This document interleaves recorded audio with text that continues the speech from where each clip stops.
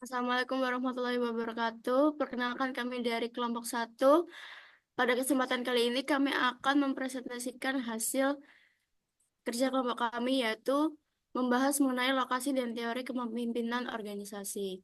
Sebelum kami memulai presentasi, izinkan kami untuk memperkenalkan diri terlebih dahulu. Perkenalkan saya Agatha Hanabil dengan NBI 085. Perkenalkan nama saya Febiola Aliza Kusuma dengan NIM 091. Perkenalkan, nama saya Desi Sagita Sharon dengan NBI 102.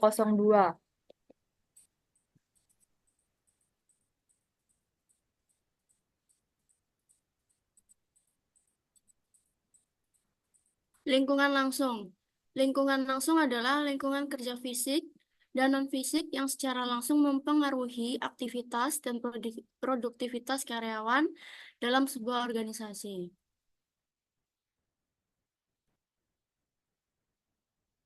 Ada macam-macam lingkungan langsung, antara lain pelanggan, pesaing, pemasok, dan pemerintah.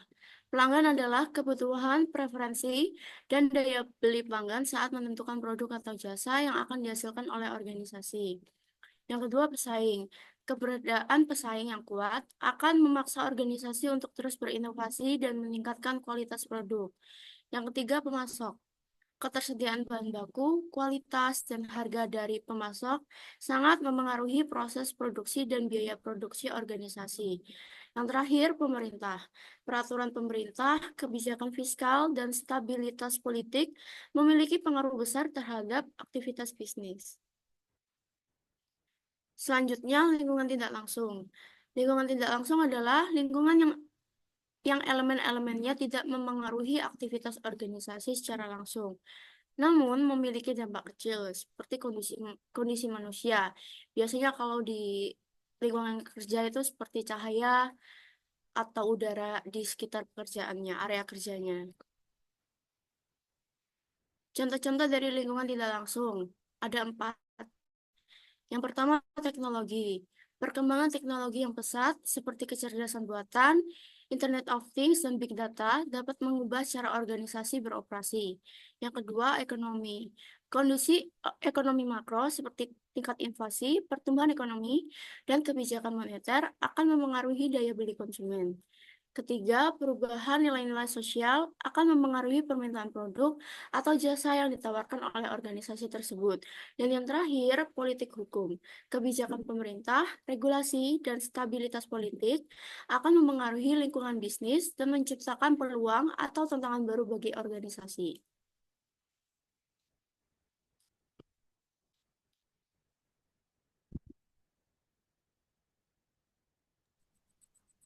Lingkungan internal pada organisasi. Lingkungan internal mengacu pada lingkungan yang bersentuhan langsung dengan organisasi bisnis dan dapat secara langsung mempengaruhi kegiatan bisnis sehari-hari. Faktor-faktor yang dapat mempengaruhi. Yang pertama ada sumber daya manusia, kualitas karyawan, struktur organisasi, budaya organisasi, sistem kompensasi dan benefit, program kepelatihan. Yang kedua ada struktur organisasi, yaitu bentuk organisasi, sistem pengambilan keputusan, tingkat sentralisasi dan desentralisasi, rentang kendali. Yang ketiga ada finansial, yaitu struktur modal, likuiditas, profitabilitas, kebijakan dividen. Yang keempat ada teknologi, yaitu peralatan dan mesin produksi, sistem informasi manajemen atau SIM, tingkat otomatisasi.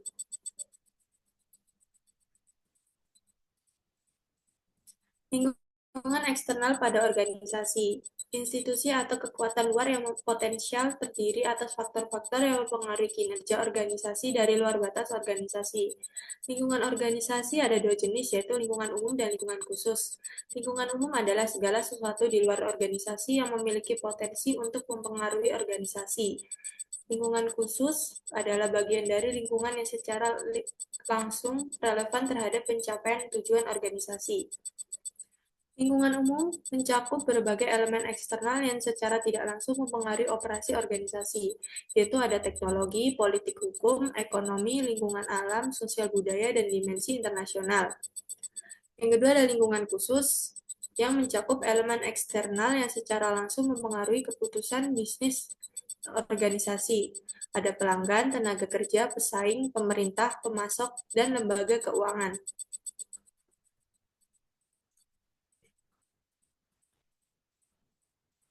Model lingkungan organisasi. Lingkungan organisasi adalah semua elemen di dalam maupun di luar organisasi yang dapat mempengaruhi sebagian atau keseluruhan suatu organisasi. Ada internal, berpengaruh langsung dalam organisasi, meliputi karyawan organisasi dalam serta pimpinan manajer. Ada eksternal, mencakup semua faktor di luar organisasi yang dapat mempengaruhi operasional, strategi, dan keberhasilannya. Dan ada gambar model lingkungan organisasi.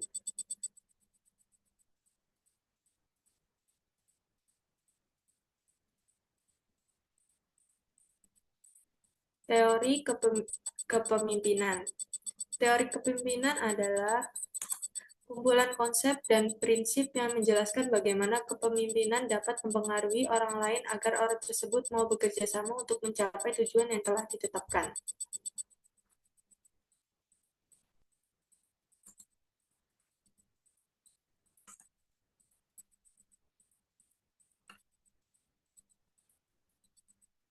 Organisasi dapat digolongkan beberapa tipe. Yang pertama ada tipe otoritas. Jadi tipe otoritas yaitu kepemimpinan otoriter atau autokratis melibatkan kontrol penuh dari pemimpin atas semua keputusan dengan sedikit atau tanpa masukan dari anggota kelompok. Keunggulan dari tipe otoritas ini adalah efisiensi tinggi, keputusan tepat, dan rantai komando jelas. Untuk kelemahannya yaitu kurangnya motivasi bagi karyawan dan minimnya kreativitas.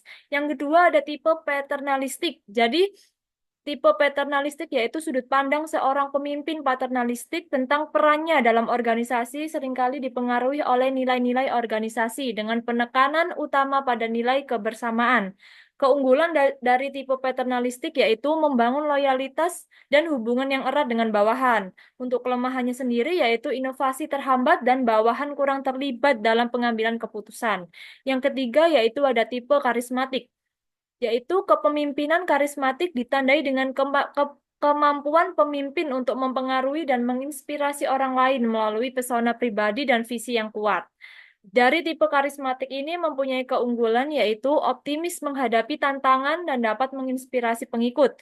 Untuk kelemahannya sendiri yaitu sering bergantung pada pemimpin.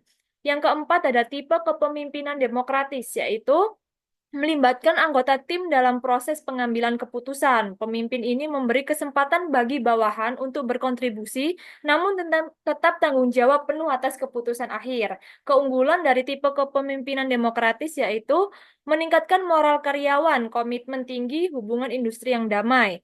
Untuk kelemahannya yaitu memakan waktu lebih lama dan tidak efektif, jadi anggota tim kurang terampil. Yang kelima yaitu ada tipe militeristis, yaitu banyak menggunakan sistem perintah, sistem komando dari atasan ke bawahan yang sifatnya keras, sangat otoriter dan menghendaki bawahan agar selalu patuh. Keunggulan dari tipe militeristis yaitu efisiensi tinggi, koordinasi yang baik dalam situasi kritis, dan kepatuhan kuat. Untuk kelemahannya sendiri yaitu kurangnya pemberdayakan bawahan dan kreativitas yang rendah. Untuk penerapan jenis-jenis model kepemimpinan pada industri, organisasi, daerah, dan negara. Yang pertama, untuk kepemimpinan otoriter dalam industri, yaitu di sini ada contoh Foxconn di Tiongkok menerapkan kepemimpinan top-down untuk disiplin produksi. Yang kedua, organisasi. Militer ini menerapkan kepemimpinan otoriter untuk memastikan kepatuhan. Di dalam daerah, yaitu kondisi darurat membutuhkan kepemimpinan otoriter untuk respon cepat.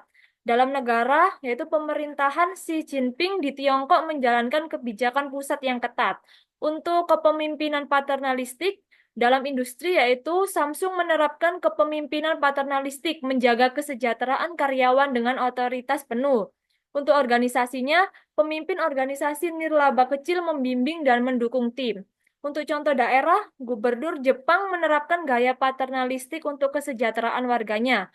Dalam negara, contohnya Lee Kuan Yew di Singapura menjamin kesejahteraan dengan kontrol ketat. Untuk jenis model kepemimpinan selanjutnya yaitu ada karismatik. Contoh dalam industri yaitu Steve Jobs di Apple memimpin negara karisma dan visi yang menginspirasi inovasi. Dalam organisasi, pemimpin Greenpeace menggunakan karisma untuk memotivasi tujuan lingkungan. Untuk contoh daerah yaitu Ridwan Kamil di Jawa Barat menggerakkan masyarakat lewat karismanya dalam pembangunan. Untuk contoh negara, yaitu Nelson Mandela menginspirasi perubahan dari apartheid ke demokrasi di Afrika Selatan.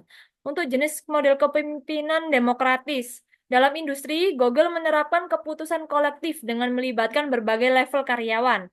Untuk contoh organisasinya, yaitu organisasi mahasiswa dan komunitas lokal menggunakan kepemimpinan demokratis, yaitu memberi suara pada semua anggota. Untuk contoh daerahnya yaitu pemerintah Skandinavia melibatkan warga secara aktif dalam keputusan lokal. Untuk contoh negara yaitu pada India, demokrasi terbesar dunia memilih pemimpin langsung dengan keterwakilan kelompok.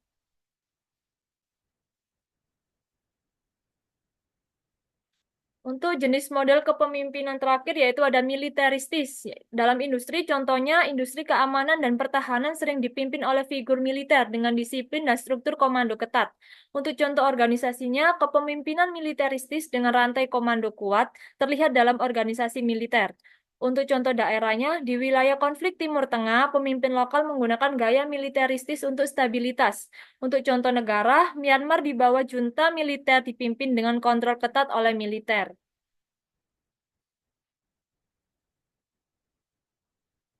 Ya, terima kasih. Mungkin sekian dari kelompok kami. Dari penjelasan tadi, kurang lebihnya mohon maaf.